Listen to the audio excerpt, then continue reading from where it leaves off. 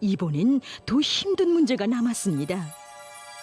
지금 눈에 보이는 모나무는 7개입니다. 모나무를 쌓아보던 것을 상상해보면서 보이지 않는 것에 몇 개를 놓아야 이런 모양이 될까 생각해보세요.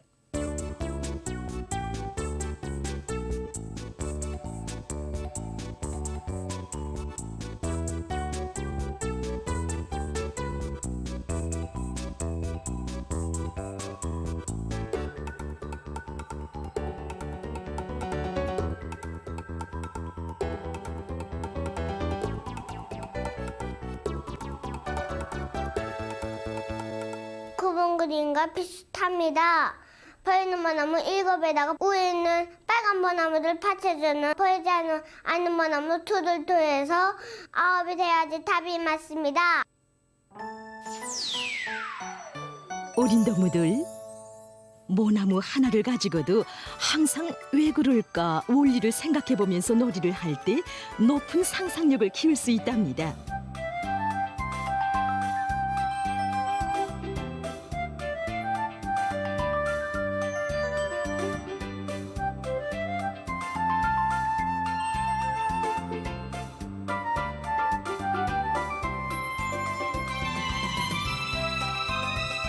그럼 모나무를 가지고 재미나는 놀이를 계속해보세요.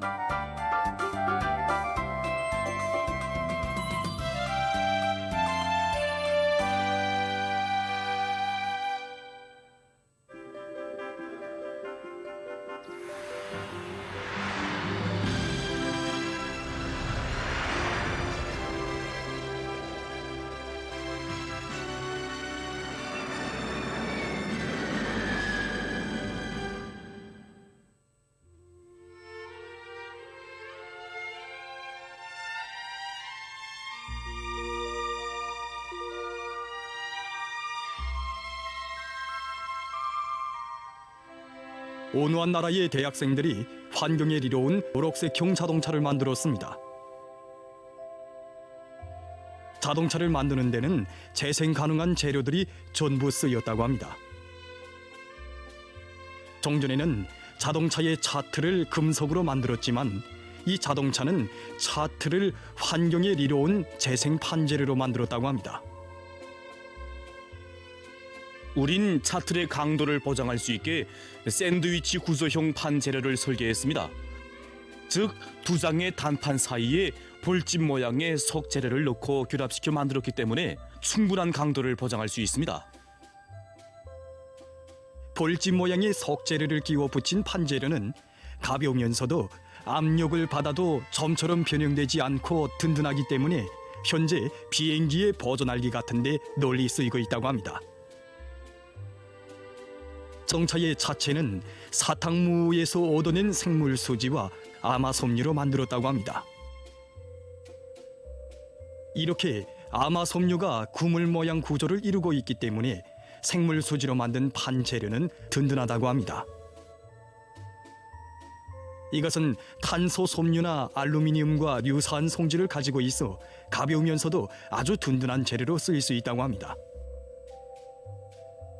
이들은 차 충격 시험을 충분히 거쳐 차의 안전성을 확인했다고 합니다. 한 번 만충전하면 자동차에 설치된 7.5kW 기관으로 100km의 거리를 주행할 수 있다고 합니다.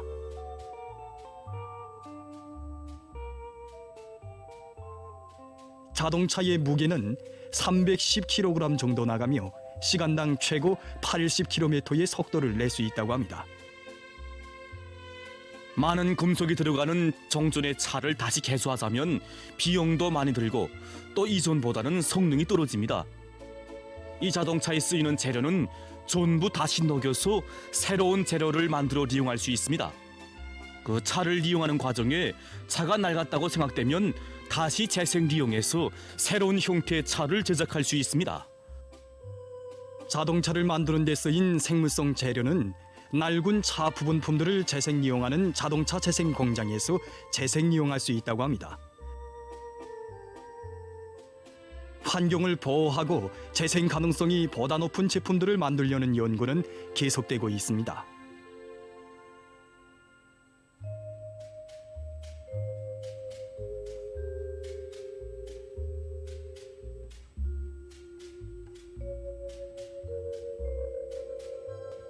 어느 한 나라의 의사들이 악성 종양이 생긴 환자의 척추 부분을 떼어내고 3D 인쇄기로 인쇄한 티탄 척추를 이식하는 수술에 성공했습니다. 이 환자는 몰입뼈나 척추에 생기는 드문 형태의 악성 뼈 종양에 걸렸다고 합니다. 더욱이 몰입뼈와 잇닿아 있는 척추에 종양이 생겼기 때문에 수술하기가 매우 어렵다고 합니다. 수술에서 제일 어려운 것은 환자의 뇌관과 척수에 아주 가까이에서 수술을 해야 하는 점입니다. 뇌관은 사람의 뇌수의 대뇌 반구와 척수를 연결하는 부분으로서 생명활동에서 아주 중요한 위치에 있습니다. 척수 역시 중추신경 계통을 이루고 있습니다. 그러니 이것은 위험성이 매우 높은 수술입니다.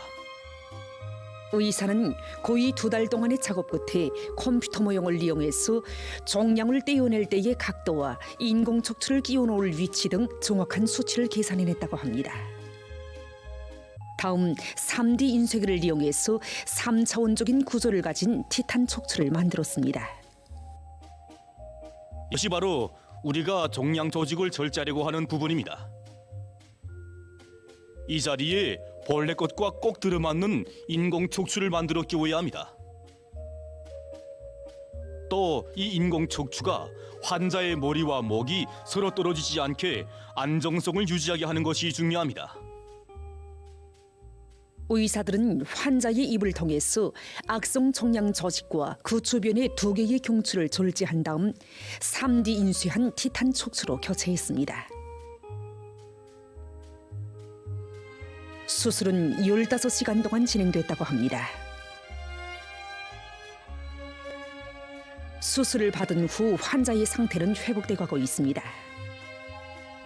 이제부터 몇 달 동안 회복 치료를 받아야 한다고 합니다.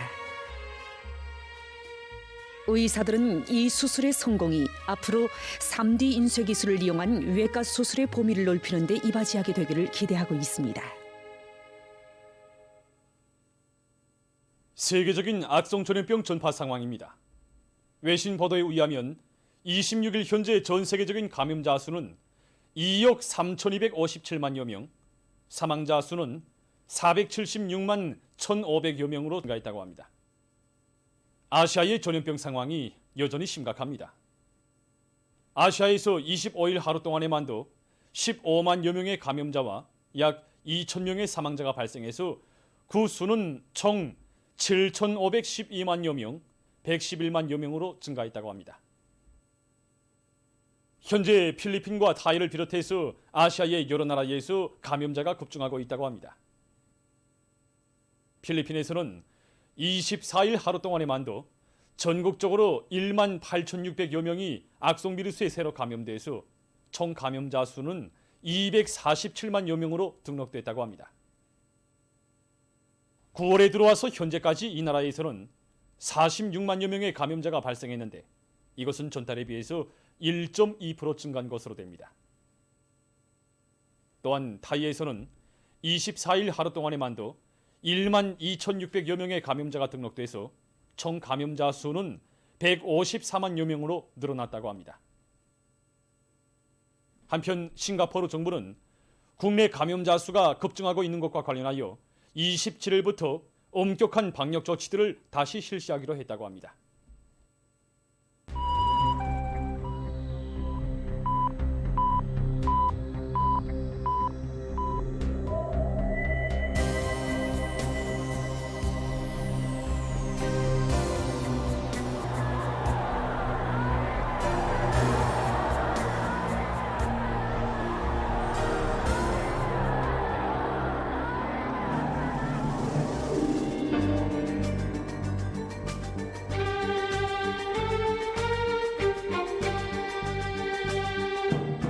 여러분, 지금 세계적인 대유행 전염병 사태가 억제될 기미는 조금도 보이지 않고 계속 확산되고 있습니다. 정상적인 인간 생활 질서를 파괴해버리는 이 악성 비루스는 시간이 흐를수록 더욱 기승을 부리고 있으며 전염력이 강한 형태들로 계속 변이되면서 많은 사람들의 생명을 앗아가고 있습니다. 세계적인 대유행 전염병 사태가 억제되지 않고 계속 확산되는 위험한 형세는 우리 모두가 비상방역 사업에서 조금 더 마음의 tan계를 늦추지 말고 긴장성을 더욱 높일 것을 요구하고 있습니다. 방역 사업에서 전체 인민의 사상 우위지적 단합과 고도의 자각적 일치성을 보장하는 것이 무엇보다 중요합니다. 만약 우리들 중 어느 한 사람이라도 순간이나마 각성을 놓치고 마음의 tan계를 푼다면 지금까지 다지고 다져온 방역 장벽이 일시에 무너질 수 있다는 것을 다시 한번 심장 깊이 쪼아박아야 합니다. 비상방역 상황의 장기화이자 국가 비상방역 사업에서의 최대 각성, 강한 규율 준수 기풍의 장기화입니다. 모든 국민들은 방역 의식의 높이이자 방역 전선의 공고성이라는 것을 언제나 깊이 명심해야 합니다. 어디서 무슨 일을 하든 비상방역 규율 준수를 먼저 생각하고 성실히 이행하는 것을 습격화, 체질화해야 합니다. 조국과 인민의 안전을 사수하기 위한 오늘의 방역 대전에서 일꾼들은 자기 지역과 단위의 방역 안전을 당과 국가 앞에 전적으로 담보하겠다는 철저한 각오와 높은 책임성을 견해야 합니다. 모든 사업의 첫자리에 방역 사업을 놓고 완벽하게 집행하기 위해서 늘 머리를 쓰고 완강하게 실천해 나가야 합니다. 자기 지역과 단위의 방역 사업 정령을 재점검한 데 기초해서 국가적인 비상방역 조치를 가장 정확히 집행하기 위한 조직 사업을 더욱 짜고 들며 빈 공간으로 될 수 있는 요소들을 빠짐없이 찾아서 예견성 있는 대책을 세우는 사업을 공세적으로 벌려나가야 합니다. 조국보위 인민사수의 전초선에 서 있는 비상방역부문 일꾼들의 책임성과 역할이 대단히 중요합니다. 비상방역 사업이 장기화되는 데 맞게 강철 같은 방역 규율과 질서를 더욱 철저히 확립해야 합니다. 비상방역 사업이 장기화될수록 우리가 철저히 경계해야 할 적은 안일과 해이, 방심과 방관입니다. 모든 부문 모든 단위에서 비상방역 사업과 관련한 상식과 방역 규정들을 깊이 인식시키기 위한 사업을 보다 짜고 들어서 진행하며 온 나라에 서로 통제하고 방조하는 대중적인 방역 분위기가 더욱 철저히 확립되도록 해야 합니다. 과학자 기술자들은 시대와 혁명 앞에 지닌 무거운 책임감을 자각하고 고심 어린 두뇌전 탐구전으로 우리식의 방역 수단과 방법을 부단히 탐구 도입해야 합니다. 보건 일꾼들은 오늘의 비상방역전의 제1선을 지켜선 전차병으로서 그 누구보다 핵심적이고 주도적 역할을 해야 할 전위투사들입니다. 모든 보건 일꾼들은 해당 단위 해당 지역의 비상방역 사업을 당과 국가 앞에 무조건 책임지겠다는 높은 각오, 인민의 생명과 건강은 자기들의 깨끗한 양심과 무한한 복무 정신으로 담보해야 한다는 자각을 새기고 방역 전선을 철통같이 강화하기 위한 투쟁에서 책임성과 헌신성을 남김없이 발휘해 나가야 합니다. 각지 검사 검역 부문 일꾼들은 초긴장 상태를 조금 더 늦추지 말고 비상방역전의 최전방을 지켜선 자신들의 책임과 역할을 다해 나가야 합니다. 날로 심각해지는 세계적인 보건위기 상황은 우리 모두가 지난 1950년대와 전림하시대 영웅들이 발휘한 불굴의 정신력으로 살며 투쟁해 나갈 것을 요구하고 있습니다. 비상방역 사업의 완벽성을 철저히 보장하는 것은 어제도 오늘도 변함없이 우리 앞에 나서는 중요한 과업들 중 제1순위입니다. 모두 다 현 상황에서 방역 사업은 순간도 방심하면 안 되는 가장 중핵적인 사업이라는 것을 명심하고 높은 자각성과 헌신성을 발휘하여 인민의 생명 안전과 국가의 안녕을 믿음직하게 수호해 나갑시다. 2019년 9월 평양에서는 제14차 중국 교원대회가 성대히 진행됐습니다. 이 대회의 참가자들 속에는 대동강구역 탑재소학교의 24살 난 소녀 교원도 있었습니다.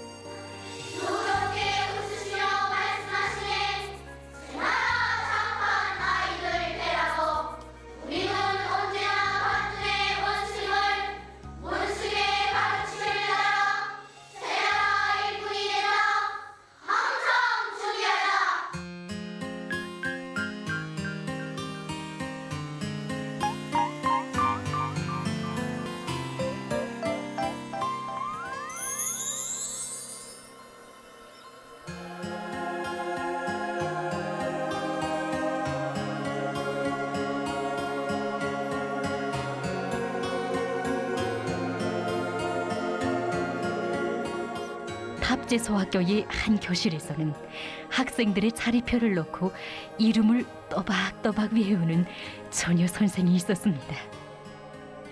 평양 교원대학을 졸업하고 처음으로 학급을 담임하게 된 고화 선생이었습니다. 그때 제가 신입생들을 접수하면서 보니까 퉁류 용의군인 동지의 자녀가 있는 곳이었습니다. 그때 저는 교장으로서 정말 생각이 많았습니다. 당에서 그처럼 중시하는 우리 퉁류 용의군인 동지들의 자녀를 누구에게 과연 맡길 것인가? 분과장 교원에게 맡길 것인가? 아니면 경험이 많고 자질도 높은 그런 교원을 소속시켜서 그에게 맡길 것인가? 이렇게 생각도 했댔습니다. 그러나 저는 그때 당 조직과 토의하고 대담하게 청년동맹 교원인 고화 선생에게 맡기기로 결심했습니다. 개교 다음 날인지 문 두들기는 소리가 나서 나가보니 낯선 처녀가 서 있는 것이 아니겠습니까? 글쎄 우리 강림이 선생이라고 하는 것이었습니다. 저는 선생님에게 강림의 아버지 병 상태며 집안 형편에 대해서 다 이야기해 주었습니다. 그날 가정 방문을 하고 돌아오는 고화 선생의 마음속에서는 침상에 있는 몸이지만 나라에 조금이나마 보탬을 주기 위해 애쓰는 광림 학생 아버지의 모습이 떠날 줄 몰랐습니다. 난 조국을 위해 무엇을 해놓았던가? 세세대 청년으로서 지금껏 어떻게 살아왔던가? 이렇게 되어 평범하게 생각했던 학생 가정 방문이 학생들에 대한 교육자의 양심을 지키는 길로 이 나라의 국민으로서 혁명 선배에 대한 도덕적 의무를 다하려는 자각의 길로 이어지게 되었습니다. 고화 선생은 강림이를 맡은 날부터 그의 학습 제도를 위해 퇴근 시간까지 미뤄가며 아글다글 애썼습니다. 그런데 그는 고민하는 것이었습니다. 왜 그러는가고 물었더니 처음에는 성적이 오르는 것 같더니 시간이 지남에 따라 더 전진이 없다는 것이었습니다. 그러면서 강림이가 항상 마음은 다른 곳에 가 있는 것 같고 또 그가 무슨 생각을 하고 있는지 전혀 알 수 없다는 것이었습니다. 어죽하면 처녀 선생이 뻘까지 함께 차면서 강림이 속생각을 알아보려고 했겠습니까? 그때 교장 선생님은 서학교 학생들에 대한 교육에서 저급소는 그물이야. 아이들이 무엇을 바라고 무슨 생각을 하는가를 알아맞히는 것도 바로 교육자이다. 철없는 아이들이지만 대상의 특성에 맞게 교수 방법도 교양 방법도 서로 달리해야 한다고 하면서 자신의 경험을 하나하나 알려주었습니다.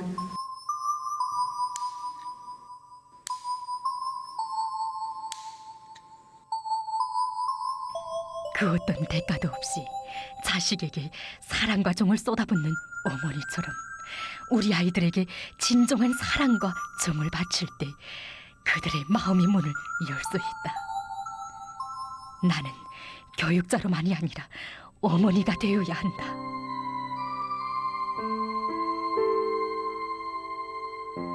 하루는 고화 선생님이 재미난 소설책이나 보듯이 무엇인가를 보고 있길래 들여다보았더니 강림 학생이 지은 창문이었습니다. 나에게도 보여주면서 강림이는 꼭 훌륭한 문학소년이 될 수 있다고 하는 것이었습니다. 그래서 저도 들여다보았더니 확실히 싹이 있었습니다.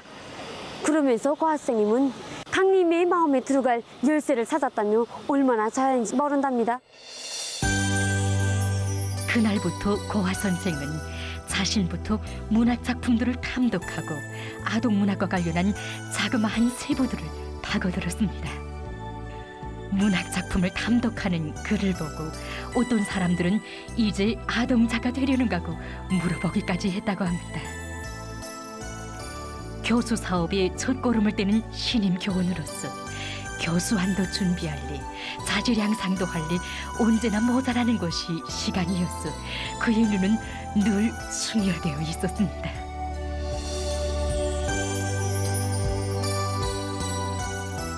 하지만 광림 학생을 위한 그의 걸음은 조금도 멈춤이 없었습니다. 이런 혼신과 노력 속에 광림 학생이 글 쓰는 재간은 나날이 늘어났어 쟁쟁한 꼬마 시인으로 성장했습니다. 하지만 이로써 자기의 본분을 다했다고 할 수 없는 고아 선생이었습니다. 아침이면 부모들이 깨워야 잠자리에서 겨우 일어나고 어떤 때에는 공차기를 하느라 내준 숙제도 미처 해오지 못하는 어린 학생들. 고아 선생은 이런 30여 명의 학급 학생들 모두를 광림이처럼 재능의 싹을 찾아서 훌륭히 키울 결심을 내렸습니다. 성격과 생김, 취미도 각각인 30여 명의 학생들을 훌륭히 키운다는 것은 말처럼 쉬운 일이 아니었습니다. 어떤 때엔 설명을 잘 듣지 않아 그날 배워준 내용을 제대로 익히지 못하는 학생들을 두고 남몰래 눈물을 흘린 적도 있었다고 합니다. 그때 그는 아무리 목표를 높이 세워도 욕망 하나만으로는 안 되며 실력이야말로 교원의 근본 미천이라는 것을 더 깊이 자각했다고 합니다. 고아 선생은 의사가 매 환자의 상태를 관찰하듯 학생들의 취미와 감수성, 지능 정도를 구체적으로 연구해서 그에 맞는 교수 교양 방법을 찾기 위해 사색을 순간도 멈추지 않았습니다. 실력이 높고 경험이 많은 선생님들의 도움을 받아가며 학생들의 연령 심리적 특성에 맞게 재미있고 흥미있게 하면서도 배운 내용을 머릿속에 사진처럼 새겨주기 위한 교수 방법의 묘리도 하나하나 터득해 나갔습니다. 이 나날 교수안 작성에 필요한 수많은 화상 자료들을 구입하고 보다 높은 컴퓨터 기능을 소유하느라 고심한 밤들도 많았다고 합니다. 정성이 지극하면 도루에도 꽃이 핀다고 고아 선생의 사랑과 정이 또받들려 학생들 속에서는 부모들도 미처 알지 못했던 재능의 싹들이 움터나 우쩍우쩍 자라났습니다. 학급 경험도 없고 교원 윤환도 없는 선생님한테 우리 윤청이를 맡겨놓고 훌륭히 키워낼 수 있겠는지 정말 부모로서는 걱정이 많았습니다. 그런데 우리 윤청이가 자라는 가정을 보면서 저는 생각을 달리하였습니다. 교원은 결코 나이나 윤환에 의해서가 하는 것이 아니로구나 하고 생각하였습니다. 우리 대정이가 이제 처구만 있으면 처구밖에 올라가게 됩니다. 우리 대정이는 자주 말하곤 합니다. 어머니, 우리 선생님이 처급중학교, 고급중학교까지 우리를 배워줄 수 없나요? 난 우리 선생님한테서 영원히 배우고 싶어요. 라고 말입니다. 이런 나날들이 학생들의 맑은 눈동자에 새겨진 것은 우리 선생님의 모습이었습니다. 우리 선생님.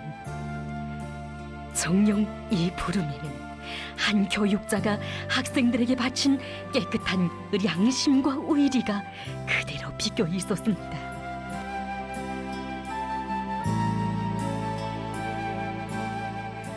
어머니 당의 품속에서 새 세대 교육자로 첫 자욱을 뗀 처녀 교원. 아직은 보답의 첫 기술기 손에 불과한 그를 우리 당에서는 수십 년 세월 조국의 미래를 갖고 온 오랜 교원들과 함께 나란히 영광의 단상, 행복의 최절정에 세워주었습니다.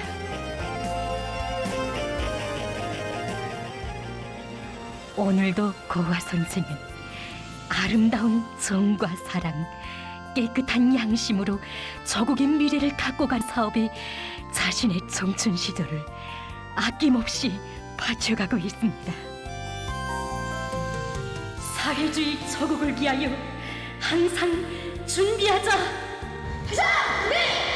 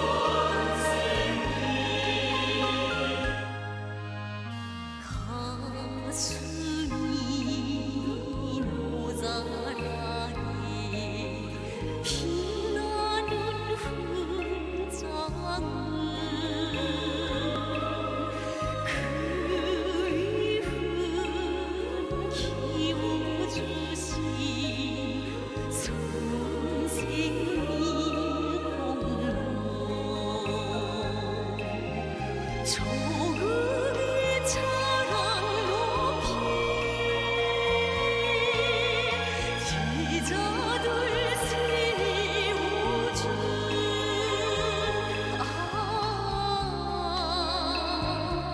나의 선생님 그리운 선생님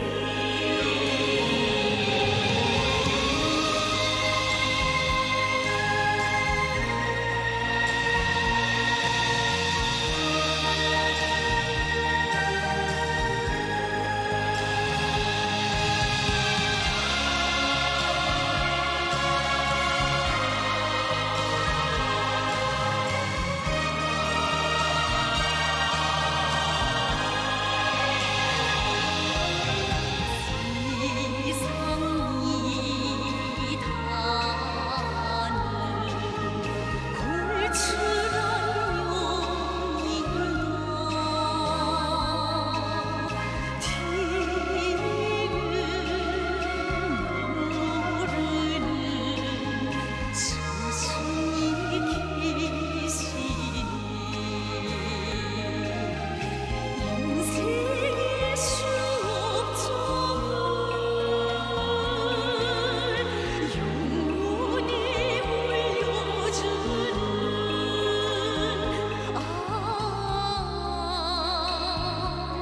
나의 선생님 그리운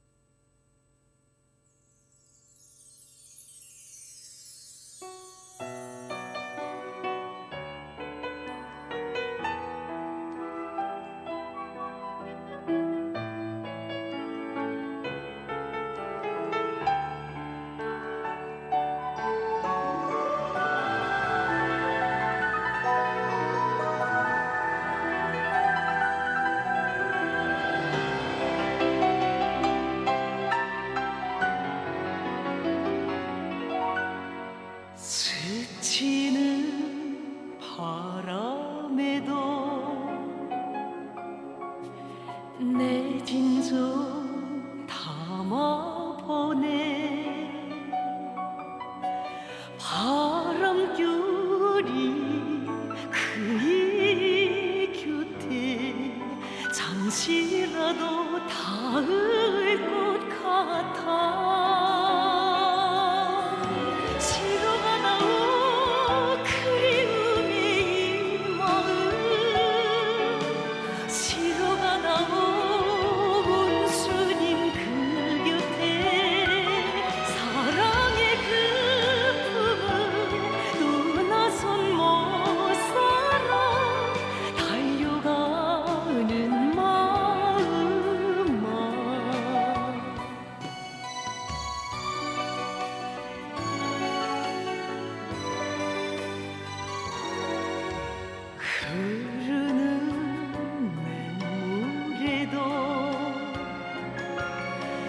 내 진정 담아보네 이 냇물 흘러 그이 계신 곳 멀리라도 간볼 것 같아 전하여다오 간절한 이 마음 전하여다오 주님 그 곁에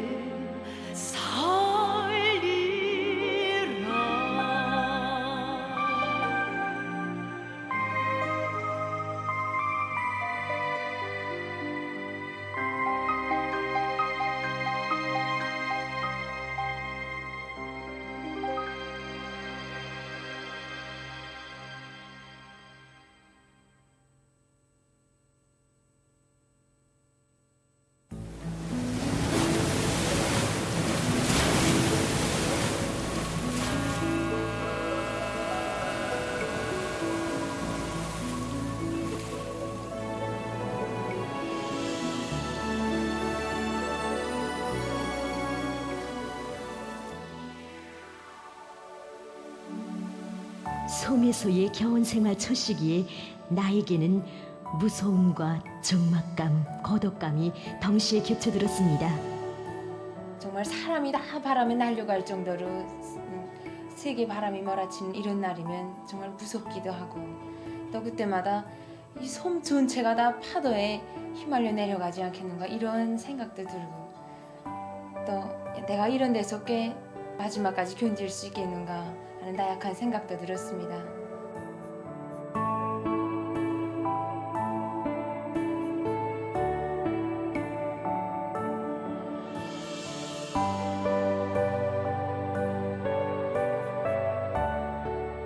저는 지금 여기 무더분교에서 3명의 학생들을 배워주고 있습니다.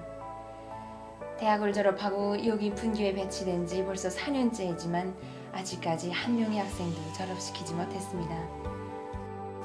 처녀 시절에 외진섬으로 탄원해서 40여 년 동안 교단을 지켜온 선생님들이 졸업시킨 제자는 과연 몇 명이나 될까?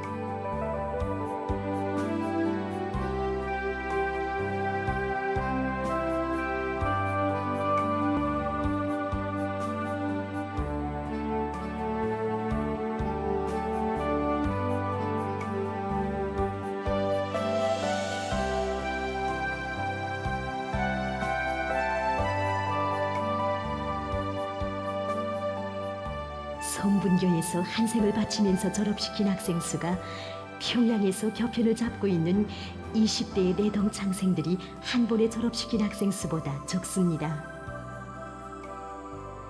하지만 저에게는 성분교 교원 생활 과정에 무태 교원들이 가질 수 없는 남다른 자부심이 생기게 됐습니다. 육지와 멀리 떨어진 외진 섬에서 나어린 가슴들의 저국이라는 크나큰 것을 심어준다는 긍지, 면도 안 되는 학생들을 위해서 자기를 바친다는 용예였습니다. 그러나 흐르는 세월은 저에게 내가 있는 것이 외진 섬이라는 생각을 싹 잊어버리게 했습니다.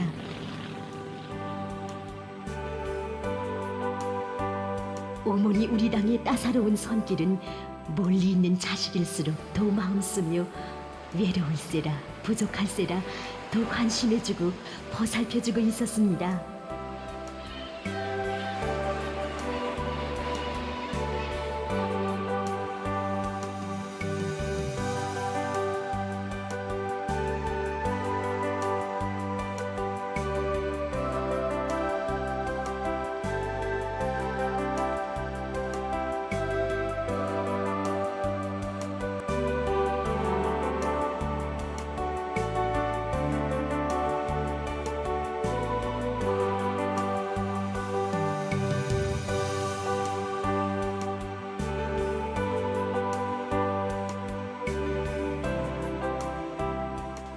이제는 처음에 있던 이런 거덕감이라든가 적막감이 모두 없어지고, 우리 제가 배워주는 학생들과 또 여기 무더에 정이 푹 들었습니다.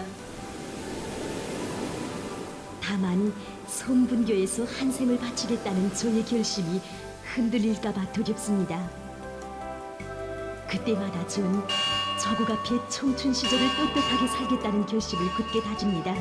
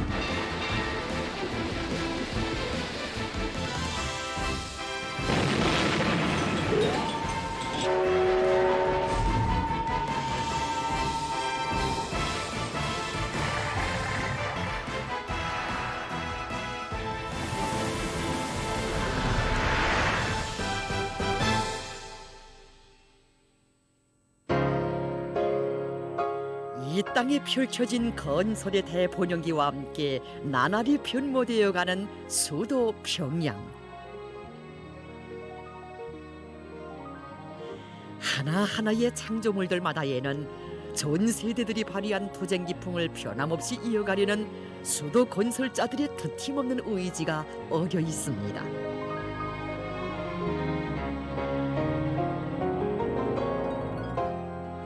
평양속도. 전후 잿더미를 해치고 기적의 도시 평양을 일떠세운 이 건설 속도는 천리마 대고조 시기에 창조됐습니다.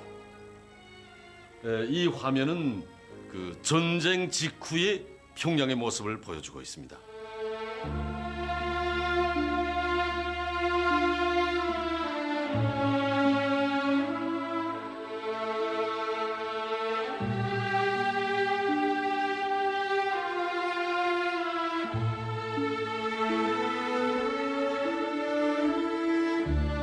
정말 모든 것이 폐허로 됐습니다.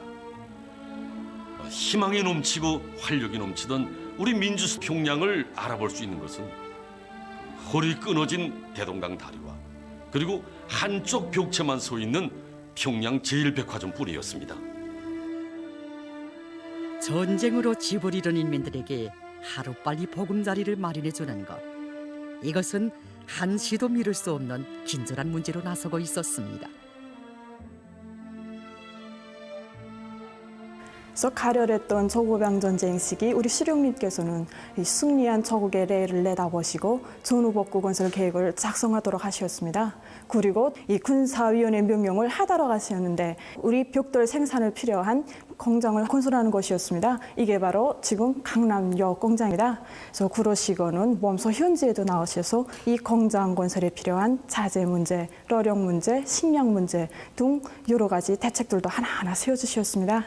우리 수령님께서는 1953년 7월 28일 바로 우리 전승 다음 날입니다. 이 강남역 공장을 찾으셨습니다. 그래서 이날 위대한 수령님께서는 우리 러던계급에게 지금 제일 중요한 것이 전후복구 건설을 빨리 더 잘하는 것인데 여기에서 특히 우리 평양시를 더 웅장화려하게 건설하자고 하셨습니다. 그러자면 뭘 해야 되는가? 우리가 이 공장에서 1년에 1억 매 이상의 벽돌을 생산해야 된다고 이 강력적인 가업도 제시해 주셨습니다. 싸우는 저국과 승리한 저국을 함께 이끄신 위대한 수령님의 손길 아래 태어난 강남요업공장. 공장에서 생산되는 벽돌 한 장 한 장은 그대로 복구건설 전투장들에 보내는 한 발 한 발의 총포탄이었습니다. 그러나 이 벽돌을 한 장씩 올려 쌓는 이 기존의 건설 방법으로는 부족되는 살림집 수요를 짧은 기간 안에 보장하기가 힘들었습니다. 그래서 위대한 수령님께서는 이 살림집을 더 많이, 더 빨리 지을 수 있는 방도는 바로 조립식 건설이라고 보셨습니다. 모든 것이 파괴된 당시 공업 형편에서 조립식 건설을 한다는 것은 결코 쉬운 일이 아니었습니다. 하지만 그때 위대한 수령님께서 굳게 믿으신 것은 오직 하나, 애국의 마음으로 불타는 우리 인민의 힘이었습니다. 하기의 오보이 수령님께서는 1956년 1월 전국 건축가 및 건설자 회의와 역사적인 당제 3차 대회를 비롯한 여러 기회에 건설 작업을 기계화하고 건설을 조립식으로 할 때 대한 방침을 제시하셨던 것입니다. 하지만 유로이가 지나도록 당의 조립식 건설 방침은 웅당한 생활력을 발휘하지 못했습니다. 그것은 당시 건설 부분에서 책동한 종파분자들, 사대주의자들 때문이었습니다. 이 자들은 조립식 건설이 위험하다느니 일찍이 산업혁명을 시작한 나라 수대에서도 조립식 건설을 20세기에 와서야 시작했는데 당시 나라의 공업화도 실현하지 못한 우리나라가 어떻게 조립식 건설을 할 수 있겠는가 하면서 당의 조립식 건설 방침을 악랄하게 헐뜯고 비방주성에 나섰습니다.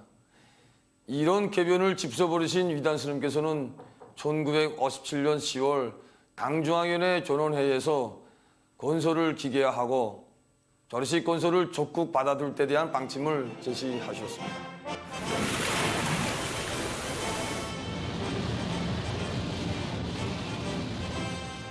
철석 같은 믿음을 안고 그들은 온갖 시련과 난관을 이겨내며 당의 조립식 건설 방침을 관철해 나갔습니다.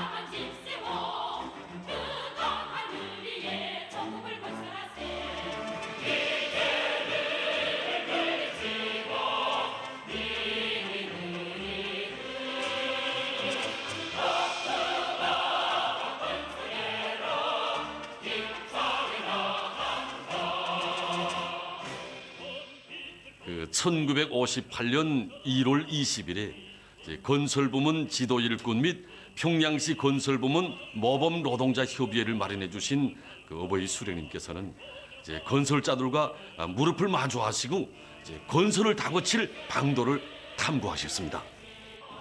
그때 그 협의회에 저희 아버지도 참가했었습니다. 그 협의회에서 위대한 수령님께서는 앞으로 살림집을 많이 건설해야겠는데 그러자면 부재가 많아야 된다고.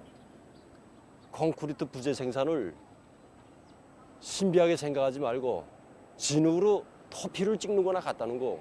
그러기 때문에 공장에서도 찍고 로천에서도 대대적으로 만들어야 한다고 호소하셨습니다. 그러시면서 전략투쟁을 강화하고 있는 자재, 있는 노력 이것으로서 더 좋게, 더 많이, 더 빨리 건설하자고 강력히 결심하셨습니다.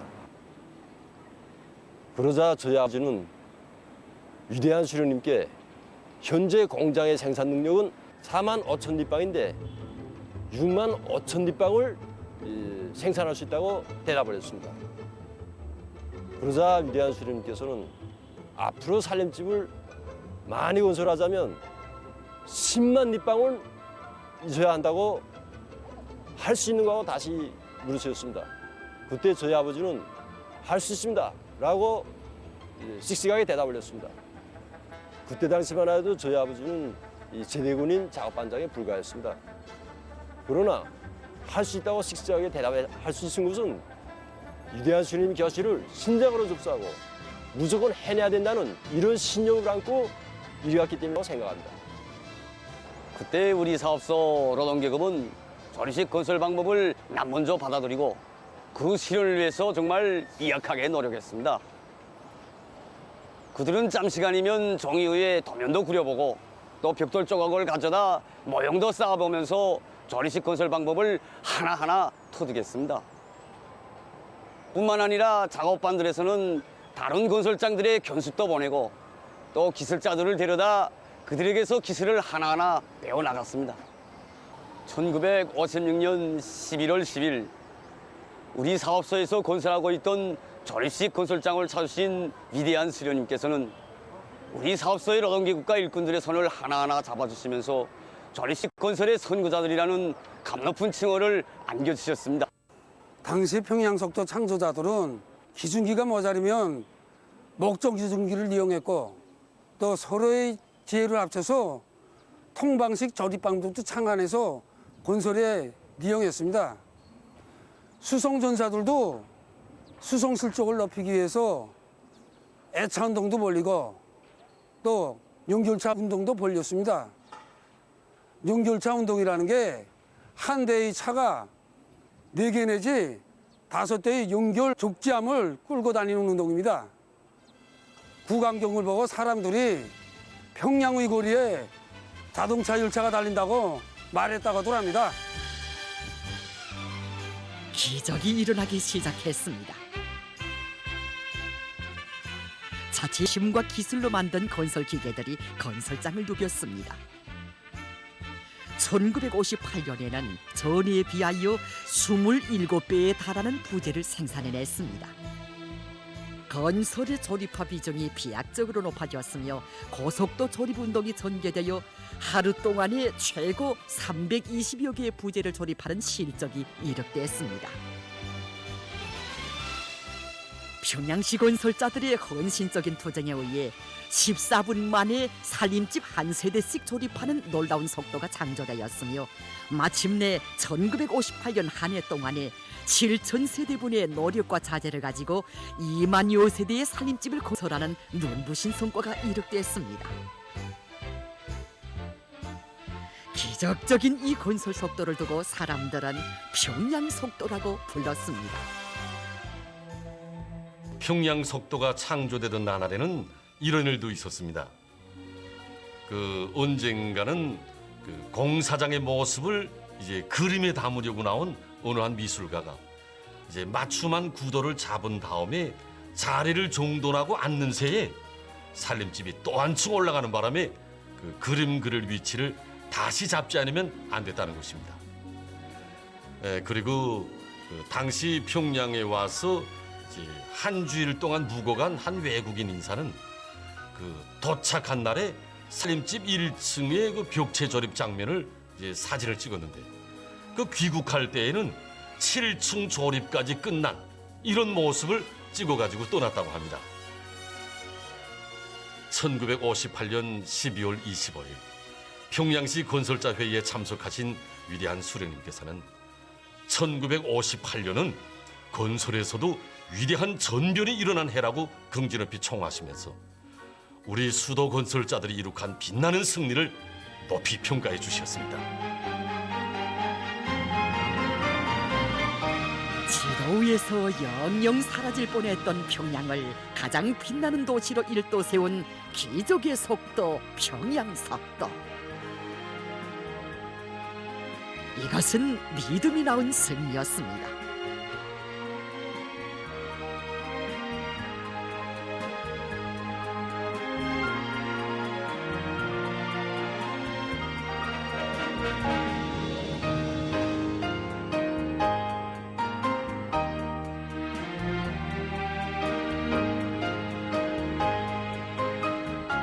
수령은 인민을 믿고 인민은 수령을 굳게 믿고 자력갱생을 높이 발휘할 때 위대한 승리를 이룩할 수 있다는 것.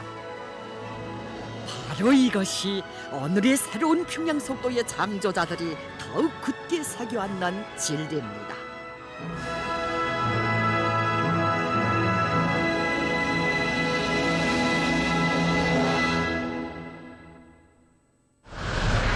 우리 당의 숭고한 뜻을 새로운 평양속도 건설신화 창조로 받들어 나가자.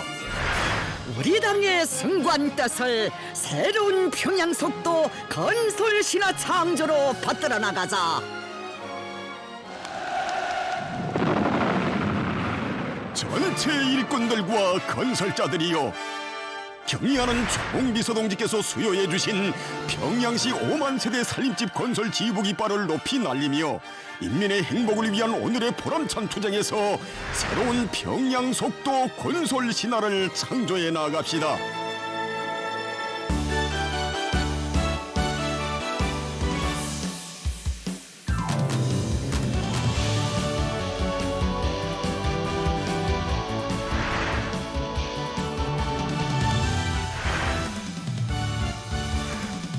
오만 세대 살림집 건설에서 새로운 평양속도 건설 신화를 창조하는 것은 우리 당의 존엄과 권위를 결서 보위하고 우리 국가 우리 인민의 불강력적인 투쟁 기상을 다시 한번 힘있게 떨치기 위한 보람찬 사업입니다.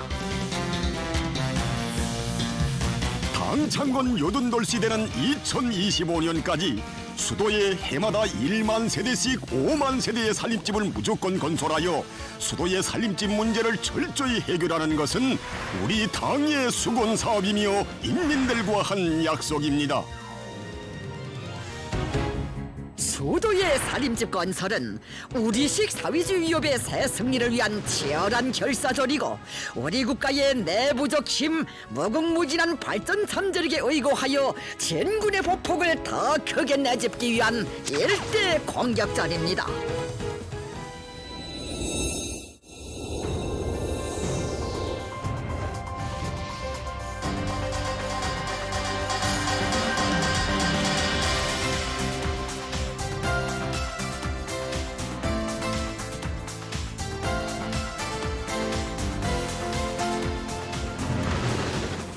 시황의 령도는 새로운 평양 속도 건설 신화 창조의 근본 담보입니다. 전체 건설자들은 당에 대한 충성심을 깊이 간직하고 대건설 전투에 힘있게 떨쳐나 수도의 살림집 건설에서 신화적인 속도를 창조해 나갑시다.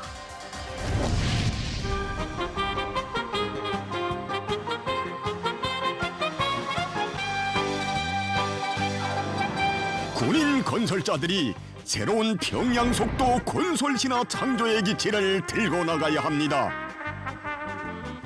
군인 건설자들은 제일 어렵고 힘든 모퉁이를 맡아 전진의 돌파구를 열고 폭풍처럼 화약에 불이 탈린 것처럼 질풍같이 내달려 사회주의 건설의 새로운 전환점을 마련하는 오늘의 투쟁에서 세대적 본보기를 창조하여야 합니다.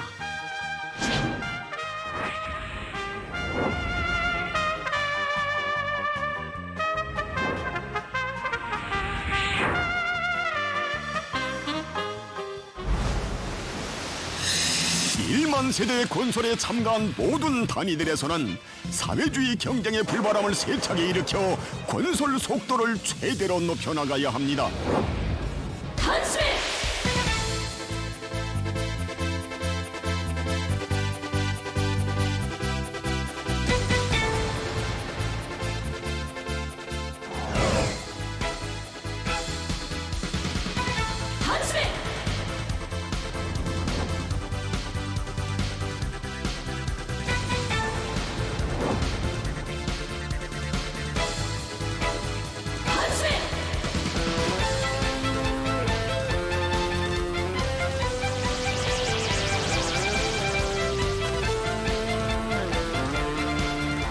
올해 평양시 살림집 건설에서 질을 최상의 수준에서 보장해 나가야 합니다.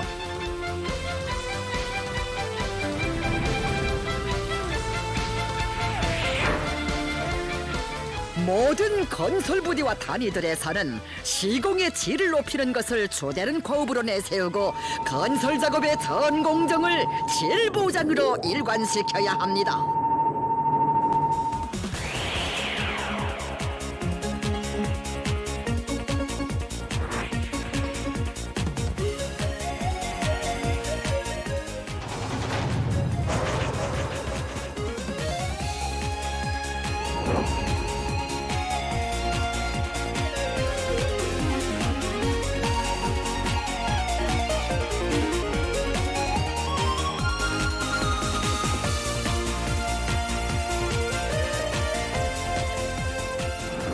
내각과 연관 단위들에서 건설에 필요한 자재와 설비들을 제때에 보장하여야 합니다.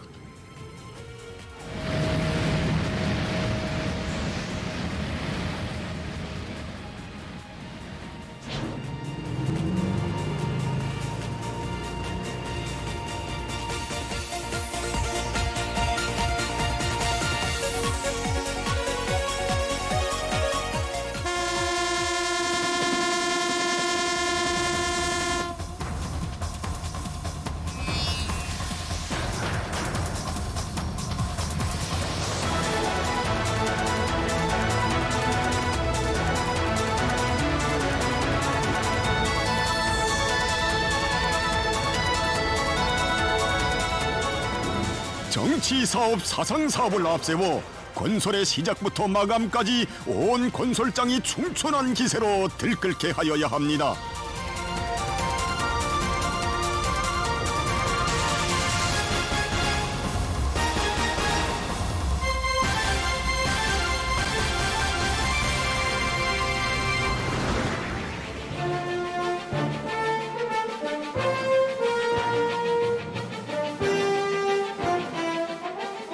세대 건설에 참가한 모든 단위들에서는 국가 비상방역 체계의 요구에 맞게 건설 전역에 방역 초소와 시설들을 빈틈없이 갖추어 놓고 방역 규정을 자각적으로 철저히 지킴으로써 안정된 방역 형세를 계속 유지해 나가야 합니다.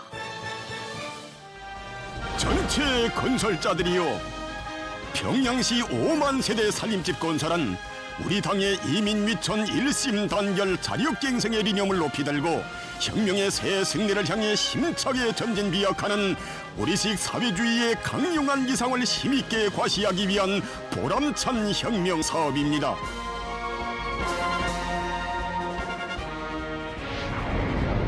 위대한 당의 인민사랑의 뜻을 꽃피우기 위한 성스러운 대전에서 새로운 평양속도 건설신화를 창조함으로써 당제 8차대의 결종을 빛나게 실천해 나갑시다.